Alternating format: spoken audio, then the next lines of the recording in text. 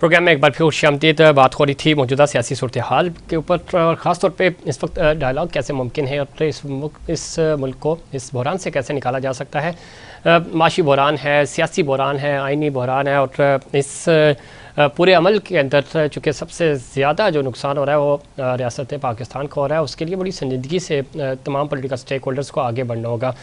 ख़ास तौर पे चूँकि पिछले कई दिनों से हम देख रहे हैं कि सियासी लबुलहजा जो है वो सख्त होता जा रहा है तमाम पॉलिटिकल पार्टीज़ की तरफ से और एक माहौल बना हुआ है, पुरतशद्दुद वाक़यात में इजाफ़ा हो रहा है। सियासी तौर पे जो एक बर्दाश्त होनी चाहिए वो नहीं है, बल्कि अगर यूँ कहा जाए कि सियासी शिद्दत पसंदी में इजाफ़ा हो रहा है तो गलत ना होगा। इस तमाम तर सूरत हाल में अब चूँकि थोड़ा सा माहौल बना है, कुल जमाती कॉन्फ्रेंस जो बुलाई जा रही है उसके वाले से खान साहब आमादा हो गए हैं और हुकूमत जो है वो इस चीज़ पे वज़ीद है कि जो पंजाब के पी के इलेक्शंस हो रहे हैं वो ना हो बल्कि वन डे पोलिंग हो। और वन डे पोलिंग ज़ाहिर है आप सुप्रीम कोर्ट इसके हवाले से ऑर्डर दे चुकी है। ये इसमें से रास्ता कैसे निकलेगा, क्या सूरत हाल बनेगी, इस पे बात करेंगे। हमें ज्वाइन किया है जनाब शेख रोयल असगर साहब ने, सीनियर रहनुमा, सीनियर सियासतदान हैं, मुस्लिम लीग नून से आपका ताल्लुक है। शेख साहब खुश आमदीद कहते हैं आपको प्रोग्राम में। जी मेहरबानी जनाब। शेख साहब चूँकि फर्स्ट टाइम इंट्रैक्शन है मेरा आपके साथ है और अच्छी बात ये हुई कि हम पिछले कई दिनों से ये बात कर रहे थे कि मामला डायलॉग की तरफ जाने चाहिए। अब थोड़ा सा माहौल बनता हुआ नज़र आ रहा है। कल तक तो बड़ी कशीदगी थी, वन आज से भी कुछ बयान इस तरह के आए। खान साहब भी एक्सट्रीम पोजीशन लेते हैं। हुकूमत की तरफ से भी कल बड़ा सख्त मुतालबा आया, ख़ासतौर पर मरियम बीबी ने भी कहा कि पाकिस्तान तहरीक इंसाफ पे पाबंदी लगनी चाहिए चूँकि वो एक दहशतगर्द तंजीम बन चुकी है। अब कैसे देख रहे हैं कुल जमाती कॉन्फ्रेंस जिसको आल पार्टी कॉन्फ्रेंस हम कह रहे हैं, उसके लिए खान साहब आमादा नज़र आ रहे हैं। हुकूमत ये चाह रही है कि वन डे पोलिंग हो, 2 सूबों में पहले इलेक्शन हो और 2 में बाद हो, फिर नेशनल असम्बली का इलेक्शन अलग हो। आप समझते हैं कि कोई अब रास्ता निकल आएगा, हुकूमत भी एक स्टेप डाउन करेगी, पाकिस्तान तहरीक इंसाफ के चेयरमैन भी अब राज़ी हो गए हैं, पहले तो वो राज़ी नहीं हो रहे थे मुज़ाकरात के लिए। असल पे मैं गुजारिश आपसे ये कर दूं कि उसका जो एक माजी है ना उसमें तो कभी वो एक बात पे खड़ा रहता ही नहीं है। जो बात करता है उसे अगले दिन में वो फिर जाता है। अब किस हद तक वो इस बात को करने को तैयार है, मेरे नजदीक अब मुझसे पूछे ना जी जी तो मैं ये कहूंगा कि इस मुल्क को पहले तो आप दुरुस्त करना जरूरी है। ठीक, चारों तरफ से आप मुसीबतों में घुसे हुए हैं। मतलब आपके अफगानिस्तान आपके ऊपर खड़ा हुआ है, पीछे हिंदुस्तान है आपके पास, मतलब वो आप मुंह खोले बैठा हुआ है। आप देखें ना उनकी, आप मीडिया को देखें ना जिस तरह वो डोंगरे मचा रहे हैं जी जो हालात आपने पैदा कर दिए इस मुल्क में इंतशार के, तो उससे तो खुशी हो रही है ना आपके दुश्मनों को। तो ये जो कोई इस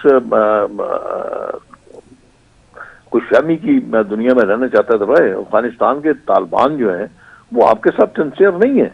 अगर सिंसियर होते तो ये जो आए दिन आपके यहाँ पे दहशतगर्दी के वाक़यात होते हैं जी जी। उनको रोके, वो तो उसको रोकने को तैयार ही नहीं है वो। तो इसलिए आप उनको भी अपना दोस्त नहीं समझ सकते। बरसा बरस से आप उनको पाल रहे हैं, बरसा बरस से आप उनको यहाँ पे रख के आप उनको उनकी अपना देखभाल कर रहे हैं, लेकिन उसका आपको खमियाजा भी तो भुगतना पड़ेगा ना। तो ये सब चीजों को सामने रखते हुए सबसे बड़ी चीज जो है वो आपके पास इस वक्त मुआशी बदहाली है। वो जब तक वो आपके मुल्क को आप अपने उस जगह पे नहीं रख लेते जिस वक्त मतलब तरक्की का सिमत है, तो उस वक्त तो अजीब सी बातें आती हैं। मुझे तो अब समझ नहीं आ रही कि कैसे लोग ये कहते हैं कि पहले इंतखाबात करवा लें उसके बाद ये साल होती है। इंतखाबात तो इसका हल नहीं है। वो भी चलिए ये भी मान लेते हैं हल है, लेकिन जब आपने 10 साल हुकूमत की केपीए में, आपने 4 साल हुकूमत की या फेडरल में, तो कौन सी आपने क़यामत बर्पा कर दी थी? शेख साहब आप दुरुस्त फरमा रहे हैं, लेकिन एक चीज़ तो है ना, पॉलिटिकली जब यहाँ बदकिस्मती रही है हमारी 75 साल कि ज़ाहिर जो अमन अमान ख़राब करते हैं वो चंद लोग ही होते हैं, लेकिन माहौल ज़ाहिर ख़राब हो जाता है। अच्छी खबर जो है वो अच्छाई बड़ी मुश्किल से फैलती है और बुराई जल्दी फैल जाती है। तो इस वक्त एक इशू तो है कि हमारा इमेज ख़राब हो रहा है। आपने कहा कि तालिबान जो है वो दहशतगर्दी कर रहे हैं, इसमें कोई दो राय नहीं है। अफ़गानिस्तान को जितना हमने सपोर्ट किया, जितनी हमने उनकी मदद की, हमेशा वो हमें जो पीठ पीछे से वार करते हैं। इस वक्त ईरान सऊदी अरब की हम बात नहीं कर रहे, वो अपने करीब हो रहे हैं, लेकिन हम दुनिया में तन्हाई की तरफ जा रहे हैं और सरहद पे ज़्यादा दुश्मन खड़ा है हमारे। लेकिन अंदरूनी जो इंतशार है इसका खात्मा तो पहले ज़रूरी है, क्योंकि अंदरूनी तौर पे हम स्ट्रॉन्ग होंगे तो ज़रा बैरूनी दुश्मन का मुकाबला करेंगे। आपने सही अर्ज किया, मैं उसी तरफ आ रहा हूँ शेख साहब।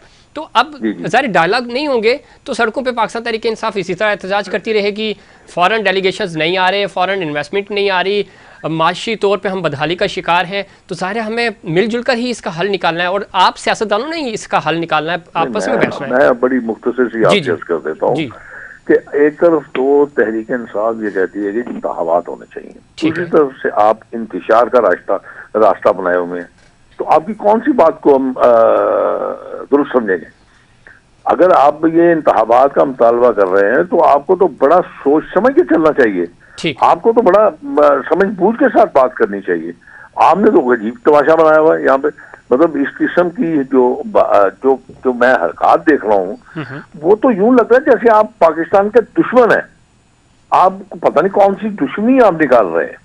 आपको सिर्फ इक़्तिदार अगर चाहिए तो इक़्तिदार तो आपको वोट की सूरत में मिलेगा ना, वैसे तो नहीं मिल सकता। अब ये भी एक अजीब सी रवश में चल पड़े आप दुरुस्त फरमा रहे हैं, लेकिन जरा वो मुतालबा यही कर रहे हैं कि जी हमें आप वोटिंग करा दें, अगर आप मकबूल हुए आप जीत जाएंगे, हम हुए हम जीत जाएंगे। समझे आप? नहीं मैं समझ गया आपकी बात। करवाने के लिए आपको बुर्दबारी का मुजाहरा करना पड़ेगा ना। सर शेख साहब मैं अर्ज कर रहा हूँ कि पिछले 3-4 दिनों में जो खान साहब के लहजे में थोड़ी सी बेहतरी आई है कि वो डायलॉग की तरफ या वो बात करने, ये कहाँ आपने सुन लिया है? अभी तो मैंने आज को मेरा उसका सुना है, कल की बात है, कल की बात है यार, जिसमें वो पता नहीं कौन कौन सी गालियां निकाल रहा है।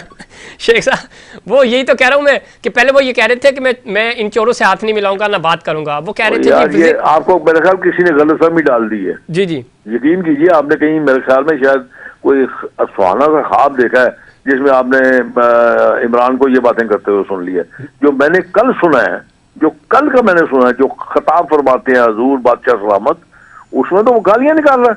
कर रहे हैं ना सर, मैं यही अर्ज कर रहा हूँ, एक तरफ गालियां निकाल रहे हैं, दूसरी तरफ वो मुज़ाकरात की भी बात कर रहे हैं। आज चलो मैं वही तो कह रहा हूँ, ठीक है, लेकिन मैं कह रहा हूँ कि चलो कहीं से तो काम शुरू हो ना। अब वो कह रहे हैं कि जी उन्होंने ये वाला ऑप्शन ही हटा दिया, पहले तो वो जरा चीफ साहब से मिलना चाह रहे थे, अब वो कह रहे हैं बात है, आप मुझे आज की बात है सर, आज की बात कहाँ पे किया उसे, आज की बात है, अभी की बात है कि आप जो आल पार्टीज बुला रहे हैं वो कह रहे हैं कि इलेक्शन आप कराएं, मैं आल पार्टी में आने को तैयार हूं। तो अगर वो इलेक्शन कराएं, पागलों के सर पे सीन निकले होते हैं कोई, वो इसलिए अपनी हरकतों से पता चलता है उनका। और ये मैं आपको एक और बात बता दूं, अगर आप 2 सूबों में इलेक्शन करवाते हैं, ठीक है, आपने इलेक्शन करवा दिए, ओके, मान लिया आपकी बात, चलिए इलेक्शन हो गए, इलेक्शन होने के बाद किसी की भी हुकूमत आ गई, फर्ज कीजिए नून लीग की हुकूमत आ जाती है, उधर से आप अक्टूबर में या नवंबर में आप इलेक्शन करते हैं, जनरल इलेक्शन होते हैं कौमी असेंबली के, क्या आप मान लेंगे? सर यकीन करें, मैं अभी भी कह रहा हूँ कि अगर खान साहब खुद भी जीत गए ना तो वो खुद भी रिजल्ट्स नहीं मानेंगे, हालात तो इस तरह के बने हुए हैं। तो ये मैं वो कह रहा हूँ, मैं जनाब को अर्ज कर रहा हूँ, मेरी आप अर्ज सुन लीजिए ना जी। मैं ये कह रहा हूँ कि अगर आप 2 सूबों के इलेक्शन करवाते हैं तो वहां पे तो आपकी हुकूमत होगी, ठीक है, और जब आप नेशनल असेंबली का इलेक्शन करवाएंगे तो क्या वो हुकूमतें जो यहाँ बैठी होंगी और जो मुखालिफ आएगा वो ये मानेगा कि ये असेंबली के इलेक्शन जो हुए फेयर हुए? शेख साहब मैं नहीं मानेंगे, ये कंट्रोवर्शियल हो जाएंगे इलेक्शन, इसमें तो कोई दो राय है नहीं। यही तो मैं कह रहा हूँ कि पहले आप मुल्क को दुरुस्त कर लीजिए, आप इकोनॉमिकली अपने आप को स्ट्रेंथन कर लीजिए, उस रास्ते पे डाल लीजिए, लोगों को कोई थोड़ा बहुत रिलीफ दे दीजिए, उसके बाद आप जनरल इलेक्शन में चले जाएं। एक दिन इलेक्शन हो ताकि किसी को ये बात कहने की मतलब मौका ही ना मिले कि ये इलेक्शन कंट्रोवर्शियल हुए या इस इलेक्शन में क्वेश्चन मार्क आ। ठीक है, लेकिन शेख साहब इसमें मसला यही है ना, आप जैसे जो इंटेलेक्चुअल्स हैं, जो सीनियर सियासतदान हैं, चाहे वो पाकिस्तान तहरीक इंसाफ में हों, पीपी में हों, पीटीआई, किसी भी पीएमएलएन में हों, किसी भी पॉलिटिकल पार्टी में हों, तो कोई आप बैक एंड पे कोई थिंक टैंक पॉलिसी बना रहे हैं कि किसी तरह हम सबको सर जोड़ के बैठें, कोई हल निकालें। आप ठीक फरमा रहे हैं और यकीन करें हमारी भी अंडरस्टैंडिंग यही है। हजरत मैं ये बात कर रहा हूँ कि सारी जमातें बैठने को तैयार हैं, लेकिन वो मसूफ जो है, जो आज कुछ कहता है, सुबह कुछ कहता है, शाम को कुछ कहता है, उसका आप क्या इलाज करेंगे? पहले या तो फिर उसका इलाज करवा ले। वो इलाज तो मुश्किल हो जाएगा, मैं कहाँ से करूंगा या आप कहाँ से कराएंगे, लेकिन मसला सिर्फ ये आप अपने चैनल को कह देना, अपने चैनल के मालिक को कह देंगे यार उसका इलाज करवा दो। नहीं सर, बड़ा महंगा इलाज है, तो हमारी इतनी सख्त नहीं है, हुकूमत में आप बैठे आप कराएं तो अच्छा। हमें कह दो हम करा देते हैं, फिर वो डरता है ना, डीएनए टेस्ट हो जाएगा, फिर अच्छा भी डरता है ना असल प्रॉब्लम तो यही है, वो जेल क्यों नहीं जाता? जेल इसीलिए नहीं जाता कि वहां पे जाकर अपना मेडिकल ब्लड ग्रुप बताना पड़ेगा ना। अच्छा, या पे ब्लड ग्रुप करिए, उसको अपना सैंपल देना पड़ेगा। ठीक।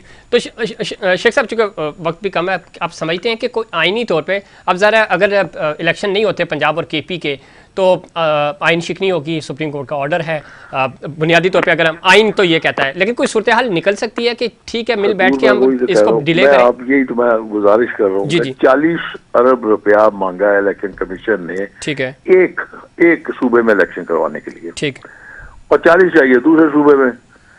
अब ये 80 अरब रुपया जो है ये आएगा कहां से? सही। अब आप ये देखें ना, आप रोजमर्रा की बुनियाद पे आप मुल्क चला रहे हैं, इस वक्त डेस्क में जाता जा रहा है, और आए दिन आप ये देख रहे हैं कि IMF को पता चल गया है कि इस वक्त ये फंसे हुए हैं, और वो रोजाना बिला नागा कोई ना कोई नई लेके आ जाता है, अपना शिक लेके आ जाता है। अब चूंकि आपके हालात इस किस्म के ना, अब ये तो नहीं हो सकता, ये भी चीज आप ज़हन में रखें कि ये हालात एक साल में पैदा नहीं हुए, ये इतने गंभीर हालात थे कि उससे निपटना किसी के बस का रोग नहीं था, जब तक कि वो अल्लाह की गैबी मदद ना आ जाए आपके साथ। तो इसलिए पहले तो आपको ये देखना चाहिए ना, कोर्टों को भी तो ये देखना चाहिए ना। शेख साहब, आप दुरुस्त, हमारे कल चीफ जस्टिस साहब भी कह रहे थे कोयटा में इस्तकबालियत से, पता नहीं क्या कह रहे थे चीफ जस्टिस साहब, कुछ जो उनका दिल का आता है वो कह देते हैं। लेकिन वो ये कह रहे कि मिल बैठ के हल निकाले, तो कौन निकालेगा? हम तो कुछ नहीं कहते हैं। हम तो कोई, हालांकि ये बात उनको कहनी नहीं चाहिए, इस बात को तो उनका तो ये डोमेन ही नहीं है। बिल्कुल नहीं है, लेकिन बदकिस्मती देखे ना, या देखे मैं आज कर रही हूँ कि ये तो सियासतदानों की डायलॉग्स है ना। तो शेख साहब, आप नहीं समझते कि सियासतदान स्पेस दे रहे हैं ना? सियासतदान स्पेस दे रहे हैं दूसरी पार्टी को। मैं कह रहा हूँ ना कि मैं यही कह रहा हूँ ना कि ये जो आपने अभी बात की है, ये बात हर किसी अभी जो भी आपके हैं रियासी इदारे, उनका अपना अपना डोमेन है ना, तो वो अपनी डोमेन में रहे। अब जब आप अपनी डोमेन से बाहर निकलेंगे, किसी और की डोमेन में जाएंगे, तो ऑब्वियसली वहां पे फिर इख्तिलाफ तो शुरू हो जाएगा।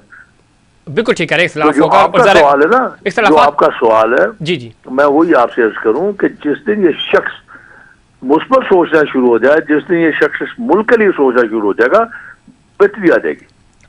शेख साहब, अभी आपसे पहले हमारी शाह कुरैशी साहब से बात हो रही थी, तो वो ये कह रहे हैं कि हम मकबूलियत के अरूज पे हैं, हम डायलॉग के लिए तैयार हैं, ज़ाहिर हम संजीदा। तो आप नहीं समझते कि बेचारे की कौन सुनता है यार? अच्छा, बेचारे की कौन सुनता है? सर नायब कप्तान है, क्या बात कर रहे हैं सर? वो कुछ भी नहीं है यार, मैं ही बेकार आदमी है। अच्छा, उसकी कौन सुनता है?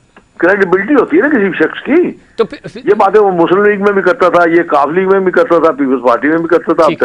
आप क्या समझते हैं, खान साहब के अलावा PTI में किस बंदे से बात हो सकती है? कुछ भी नहीं है यार, स्वाय उसके, वो इतना एरोगेंट आदमी है, सेल्फ सेंटेंस आदमी है, वो किसी को बर्दाश्त ही नहीं करता। तो सर इनको पता नहीं क्यों बर्दाश्त कर रहा हूँ, मैं तो ये हैरान हूँ। ठीक है, तो इस तरह तो सर मुल्क नहीं चलते या हुकूमतें तो नहीं चलती। मैं वही कह रहा हूँ ना कि वो सवाए उसके, वो अक्ले कुल है, वो किसी से मशवरा लेना भी अपनी तौहीन और बेइज्जती समझता है। ठीक, मेरे ख्याल में शायद आप जानते नहीं उसको फिर। सर लेकिन मसला ये है कि देखिए, अब लोग इतने लोग हैं उनके साथ खड़े हैं, तो ज़ाहिर है और लोग नहीं है, बुराई भी ज्यादा नजर आती है। अल्लाह के बंदे, मैं ये आपको कह रहा हूँ। सर नजर तो आती है, लेकिन मस्जिद जो है, मस्जिद की चारदीवारी के अंदर लोग होते हैं। जी जी, जो आपने देखा नहीं, मस्जिद के अंदर पता नहीं चलता कि कितने बंदे हैं अंदर, लेकिन बुराई क्योंकि सड़कों में है। चले अल्लाह करे, अल्लाह करे अच्छाई आए, पाकिस्तान तरक्की करे, आगे बढ़े। इसके जो इसने हालात पैदा कर दिए, अब मैं माजरत के साथ कहता हूँ कि जो आपका मुआशरा है वो बिल्कुल डिवाइड होकर रह गया, डिवाइड हुआ। लेकिन हमें उम्मीद अच्छी करनी चाहिए, आप जैसे जो संजीदा लोग हैं, इंशाल्लाह उम्मीद ही तो है, जो अभी तक जिंदा है हम, इंशाल्लाह। तो बहुत शुक्रिया शेख साहब, अगले किसी प्रोग्राम में फिर इंशाल्लाह आपसे बात होगी। प्रोग्राम में वक्त दिया आपने, बहुत शुक्रिया। नाज़रीन, ब्रेक का वक्त हुआ, ब्रेक के बाद मजीद पाकिस्तान पीपल्स पार्टी का पॉइंट ऑफ व्यू भी लेंगे और क्या डायलॉग मुमकिन होंगे। शेख साहब जिस तरह फरमा रहे हैं, अगर इसी तरह जिद रही तो डायलॉग ज़्यादा मुमकिन नहीं होंगे, लेकिन हल तो डायलॉग ही है। जंगों के बाद भी हमने देखा कि टेबल पर ही बैठ के मसले हल हुए। इस पर बात करेंगे, उससे पहले कमर्शियल ब्रेक।